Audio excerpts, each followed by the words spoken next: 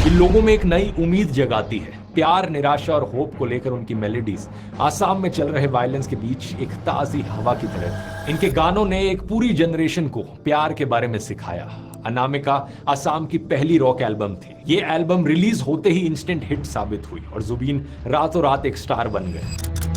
अगले कुछ सालों में जुबीन एक के बाद एक हिट देते गए और पूरी तरीके से आसाम के लोगों की इमेजिनेशन पर छा गए। खास तौर पर युवाओं में इनकी लोकप्रियता सबसे ज्यादा थी। जुबीन के गाने आसाम की वादियों, खेतों और चाय के बागानों में गूंजने लगे। हर मौके के लिए जुबीन का एक गाना था और इन गानों ने लोगों को निराशा के बावजूद अपनी जमीन और अपने कल्चर से प्यार करने की वजह दी। कहा जाता है कि 1990s में आसाम को जुबीन की जरूरत थी। उन्हें एक ऐसा सिंगर चाहिए था जो उनकी कॉन्ट्रडिक्शंस, उनकी इनसिक्योरिटी और उनके कल्चरल प्राइड को गानों के जरिए बयां कर सके। बारे घूरी घूरी दापुनते सारा तुमी निजके खाजी कासी। जुबीन ने एग्जैक्टली यही किया। कभी उनके गानों में पॉलिटिकल डिफेंस होती तो कभी कल्चरल प्राइड। उनके म्यूजिक की रूट आसाम की जमीन, इसकी नदियां, इसकी फसलें और इसके कल्चर में थी। अपनी इमोशनल वोकैबुलरी से जुबीन ने ऐसे वक्त पर गर्व के साथ आसामीज में गाना और बोलना आसान बनाया जब एस्पिरेशनल लोगों में इंग्लिश लैंग्वेज डोमिनेट कर रही थी। उनके गानों ने एक ऐसी जनरेशन को कल्चरल और पॉलिटिकल कॉन्फिडेंस दिया जो ग्लोबलाइजेशन और माइग्रेशन के प्रेशर्स का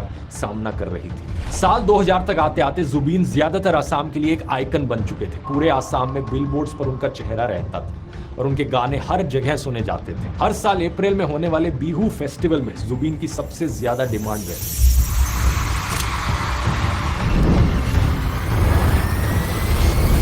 इसी बीच जुबीन बॉलीवुड में काम करने के लिए मुंबई भी पहुंचे और 2006 में गैंगस्टर फिल्म के या अली गाने ने उन्हें देश भर में फेमस कर दिया। आसाम से बाहर ज्यादातर लोग उन्हें इसी गाने के लिए जानते हैं, लेकिन इसके अलावा भी उन्होंने क्रिश में दिल तू ही बता जैसे कई और हिट गाने भी दिए थे। लेकिन सबसे दिलचस्प बात यह है कि जब वो बॉलीवुड में अपने करियर में अपनी पीक पर थे तभी उन्होंने मुंबई को छोड़ दिया और आसाम वापस आ गए। एक इंटरव्यू में उन्होंने कहा कि बॉलीवुड में बहुत एटीट्यूड है। जुबीन ने कहा कि आसाम में वो एक राजा की तरह है और राजा को कभी भी अपना किंगडम छोड़ना नहीं चाहिए। कुल मिलाकर इन्होंने 40 से ज्यादा भाषाओं में 38,000 से ज्यादा गाने रिकॉर्ड किए। आसामीज और हिंदी के अलावा यहाँ पर तेलुगु, तमिल, मलयालम, नेपाली, भोजपुरी, बंगाली और नॉर्थ ईस्ट की ऑलमोस्ट हर एक भाषा शामिल थी। ये 12 अलग अलग म्यूजिकल इंस्ट्रूमेंट्स भी प्ले कर सकते थे। लेकिन ट्रेजेडी ये है कि इतने टैलेंट के बावजूद, इतने सारे अलग अलग गाने रिकॉर्ड करने के बावजूद इन्हें बहुत कम पैसे मिलते थे। इनके मैनेजर सिद्धार्था शर्मा ने रिवील किया कि इनके 38,000 रिकॉर्डेड गानों के राइट्स प्रोडक्शन हाउसेज और म्यूजिक कंपनीज के पास थे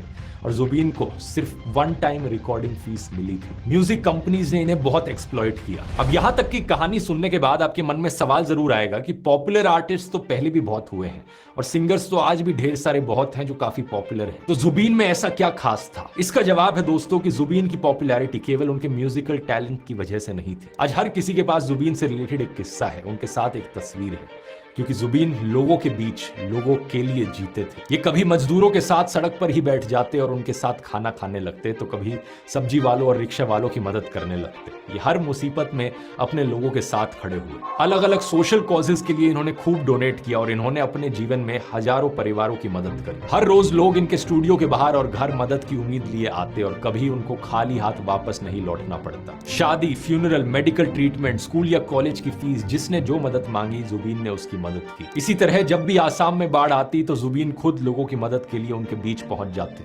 लोगों से कपड़े, मेडिसिन और फाइनेंशियल हेल्प इकट्ठा करके बाढ़ पीड़ितों को देते। ऐसे ही जब कोविड पैंडेमिक के दौरान हॉस्पिटल बेड्स की कमी होने लगी तो जुबीन ने गुवाहाटी में अपने 2 मंजिल के घर को कोविड केयर सेंटर में बदलने का ऑफर दे दिया। कई रिपोर्ट्स के अनुसार जुबीन ने 15 अंडर प्रिविलेज बच्चों को भी अडॉप्ट किया हुआ था। इनमें से एक बच्ची थी काजली। एक दिन जुबीन काम से वापस लौट रहे थे, तभी उन्होंने काजली को देखा। वो डोमेस्टिक हेल्प के तौर पर काम कर रही थी जहां उसे लगातार अब्यूज किया जा रहा था। तो जुबीन से देखा नहीं गया और उन्होंने ना केवल काजली को रेस्क्यू किया बल्कि उसे अडॉप्ट करके कोर्ट में लीगल बैटल भी लड़ा और जीते। अंडर प्रिविलेज लोगों की मदद करने और हर मुसीबत के समय अपने लोगों के साथ खड़े होने के कारण जुबीन लोगों के रियल लाइफ हीरो बन गए। लेकिन ये सिर्फ कोई फिल्मी हीरो नहीं थे, जुबीन एक बागी भी थे, एक रेबल जो पावर में रहने वालों से हमेशा सवाल करते, चाहे वो पॉलिटिकल हो या रिलीजियस। आप में इतनी बिटरनेस क्यों है? Because I'm a rebel. I'm a fighter. I'm always a fighter. I'm not a politician. I'm a fighter.